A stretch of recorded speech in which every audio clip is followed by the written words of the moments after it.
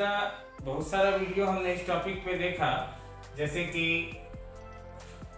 जो power sharing chapter है civics का, उसमें हमने कई सारा वीडियो देखा। अब हम उसके लास्ट जो वीडियो है उस पर आ गए हैं।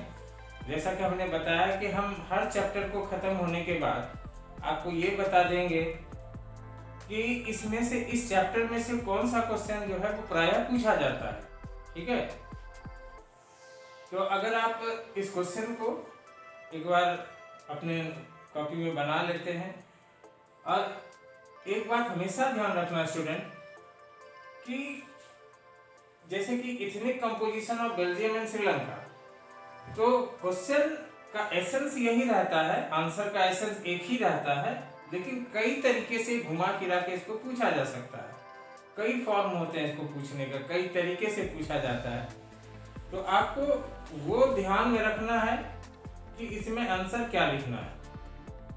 ठीक है, तो आज जो हमारा जो टॉपिक है वो है कि फ्रीक्वेंटली आस्क्ड क्वेश्चंस, जो प्रायः क्वेश्चन पूछे जाते हैं इस चैप्टर से, वो किस तरह के होते हैं और उसको किस तरह से लिखना है। जैसे कि फर्स्ट क्वेश्चन हम लेते हैं, इथनिक कंपोजिशन ऑफ बेल्जियम और श्रीलंका। तो आपको याद होगा कि इथनिक कंपोजिशन में हम बताए थे कि कितना, जैसे कि जो बेल्जियम था वहाँ पे वो 2 रीजन में बटा हुआ था, जैसे कि फ्लेमिश रीजन और वेलोनिया रीजन। फ्लेमिश रीजन में 59% डच बोलने वाला रहता था, और जो वेलोनिया रीजन है वहाँ 40% फ्रेंच बोलने वाले और 1% जर्मन इधर वेलोनिया साइड में ही रहते। इसी तरह से श्रीलंका का जो क्या था इथनिक कंपोजिशन की, 74% सिंहला था, 18% तमिल थे, जिसमें 13% इंडियन ये श्रीलंकन तमिल थे, 5% इंडियन तमिल थे, और 7% जो थे वो क्रिश्चियन थे, जो दोनों तरह के थे। वहाँ का धर्म क्या था, ये सारा चीज आप एक बार रिकॉल कर लीजिएगा कि मतलब कि क्या क्या किस तरह से था वहाँ। क्वेश्चन 1 नंबर में पूछा जा सकता है, 3 नंबर में भी और 5 मार्क्स में भी। तो हर जिस तरह से कि हमारा क्वेश्चन होगा, जितना मार्क्स का होगा उसी तरह से हमको लिखना है आंसर। ये बात हमेशा ध्यान में रखिएगा कि मार्क्स जितना है उसी तरह से आंसर लिखना है। 1 नंबर में अलग लिखा, वही आंसर अलग लिखा जाएगा, 3 नंबर में वो अलग लिखा जाएगा, और फिर 5 नंबर में तो पूरा डिटेल से लिखना है। और एक बात और कि अगर 3 नंबर का है तो कम से कम आपको 3 पॉइंट देना है, पॉइंट वाइज आंसर लिखिएगा तो वो ज़्यादा एग्जामिनर पे अच्छा इफेक्ट पड़ता है। 5 नंबर का पूछा गया तो 5 पॉइंट कम से कम उसमें डील करना है। ठीक है, अब ये दूसरा क्वेश्चन देखते हैं फिर,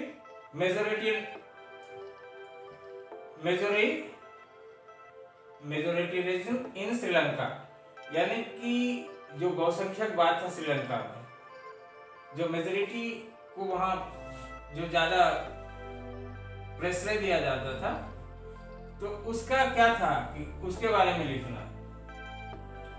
what do you mean by majoritarianism, तो इसको किस तरह से आप डील करेंगे,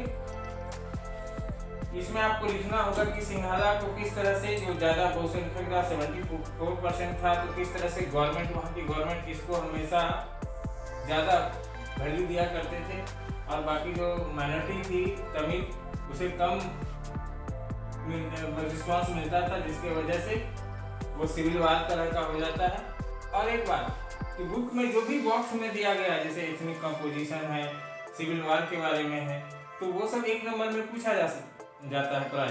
तो उसको भी बॉक्स वाला जो सारा है, जितने भी बॉक्स में लिखा गया है, सबको आप एक बार अपने कॉपी में भी लिख लीजिएगा, उसको देख भी लीजिएगा। तो ये श्रीलंका वाला हो गया कि किस तरह से मेजोरिटेरियनिज्म जो था श्रीलंका में, किस तरह से उसको, और इससे रिलेटेड और भी क्वेश्चन बन सकते हैं, जैसे कि what was the lacking in Sri Lanka to accommodate majoritarianism, या किस तरह से वहाँ पे वो मेजोरिटेरियनिज्म को जो एकोमोडेट किया गया, किस तरह, क्या उसके लूप होल थे, क्यों ऐसा वहाँ पे सिविल वार हुआ, यानी कि इस तरह से कई सारे क्वेश्चन बन सकते हैं। अब नेक्स्ट है बेल्जियम मॉडल ऑफ एकोमोडेशन, इसमें 3 मार्क्स 5 मार्क्स दोनों तरह के क्वेश्चन हो सकते हैं। तो इसमें आप क्या करोगे, जैसे कि 3 मार्क्स का आ गया तो उसमें आप ये लिखोगे कि किस तरह से वहाँ जो 4 तरह से बांटा गया था, 4 टाइम जो था वो कॉन्स्टिट्यूशन में अमेंडमेंट हुआ था, और किस तरह से वहाँ कई लेवल के गवर्नमेंट बनाए गए थे, स्टेट गवर्नमेंट को पावर दिया गया था अलग से, कम्युनिटी गवर्नमेंट भी बनाया गया था जो लैंग्वेज वगैरह पर ज़्यादा वो कानून वो बना सकते थे कम्युनिटी गवर्नमेंट। तो इस तरह से बेल्जियम मॉडल ऑफ एकोमोडेशन किस तरह से उसने प्रॉब्लम को सॉल्व किया वो लिखना। Why do we need to share power, हमें पावर शेयर क्यों करना पड़ता है, क्यों जरूरी है, या why power share is desirable. इस पे एक पॉइंट पे हमने वीडियो बनाया है, अगर आप वीडियो देखे हैं तो आपको सारा आंसर बन जाएगा अगर ध्यान से आपने देखा है तो। अगर आपने 1 मिनट 2 मिनट देख के वीडियो छोड़ दिया है एक भी क्वेश्चन नहीं बनेगा।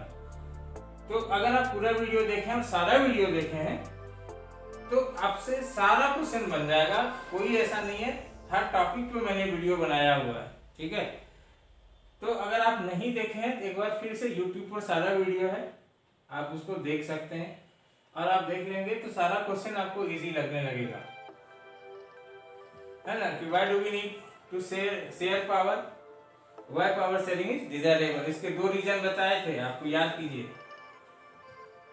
What are the various form of power sharing, जो लास्ट टॉपिक था जिसमें कि 4 लेवल पे जो मतलब कि पावर को शेयर किया गया था वो कौन कौन सा था, जैसे कि अलग अलग ऑर्गन में पावर को बांटना, अलग अलग लेवल पे गवर्नमेंट के लेवल पर पावर को शेयर करना, अलग अलग ग्रुप्स, सोशल जो ग्रुप है उसके हिसाब से पावर को शेयर करना, और जो प्रेशर ग्रुप है, मूवमेंट है, पॉलिटिकल पार्टी है, उस पर पावर शेयर करना। तो ये 4 जो पावर शेयरिंग के फॉर्म है, इस पर क्वेश्चन आ सकता है। इसमें 5 नंबर का क्वेश्चन हो सकता है अगर इन जनरल ये क्वेश्चन पूछ दिया कि जैसे कि what are the various form of power sharing, तो चारों के बारे में थोड़ा थोड़ा लिखना है। इसमें स्पेसिफिक भी पूछा जा सकता है, जैसे कि सिर्फ मान लीजिए कि पूछ दिया कि जो ऑर्गन, डिफरेंट ऑर्गन है गवर्नमेंट के, explain horizontal form of power sharing, है ना, जैसे कि एग्जीक्यूटिव, लेजिस्लेचर और जुडिशरी, जो इस लेवल पे जो पावर शेयरिंग होता है उसके बारे में एक्सप्लेन करने कर दिया, तो एक ही टॉपिक के बारे में डिटेल से लिखना है। या वेरियस लेवल जो state government, union government, state government और लोकल गवर्नमेंट, ये जो डिफरेंट लेवल पे गवर्नमेंट है, इस पे अगर क्वेश्चन इससे रिलेटेड पूछ दिया तो इसको एक्सप्लेन कर देना उसी को, मतलब कि एक ही टॉपिक को एक्सप्लेन करना है, बड़ा 5 मार्क्स का वो आंसर बनेगा। तो एक बात यहाँ पे हमेशा ध्यान रखना है कि क्वेश्चन का आंसर एक ही रहता है, इससे बाहर आपका क्वेश्चन नहीं आएगा, लेकिन आपको ये पकड़ना होगा कि ये क्वेश्चन है किस बारे में और उसमें हमको क्या लिखना है, ठीक है।